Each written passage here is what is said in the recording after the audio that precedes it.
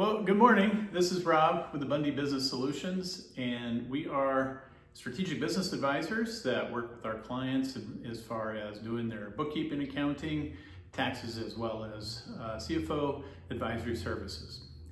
And today, what I want you to think about is, and I asked this question to myself quite a bit while I was running my company. What do I need to do now to be able to meet that vision goal that I have in the future, maybe 3, 5, 10 years out? So that's a question that I think is important. You need to really, when you're going into that deep dive analysis of your organization, keep that in the back of your mind, what you need to do now. So like we talked about yesterday, we talked a little bit about leverage, and today, kind of a follow-on to that, is really looking at the returns. And so we're going to take a look at return on equity and return on asset, which is still kind of an interaction between the balance sheet and the income statement. So let's go ahead and get started. All right, so return on equity, we're looking at the balance sheet items. So you have your accounting equation equals assets equal liability plus equity. So we're going to use the same company, which is Tesla, and we're going to take a look at their equity. And we're also going to use net income, not the EBITDA, we're going to use net income. Okay? So in this particular example, net income for this particular period was $14,974. And we want to divide that by our equity number. And that equity number is 39,851. And so what does that give us? That gives us a return on equity of 38%. Now that's not bad for Tesla.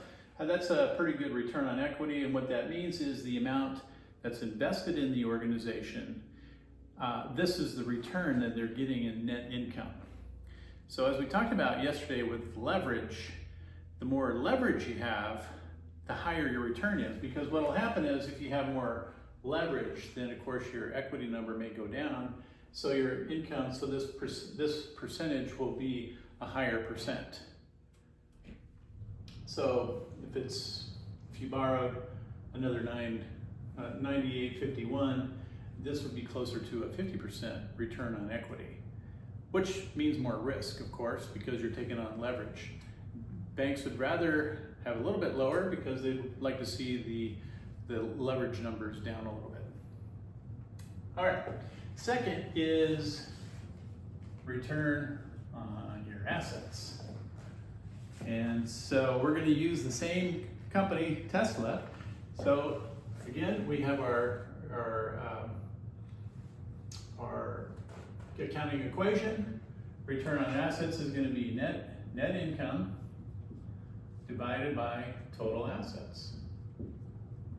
So we're using the balance sheet and the income statement. And in this case, of course, our net income was $14,974. And our total assets were $74,426 for this particular period, which gives us a 20% return on asset.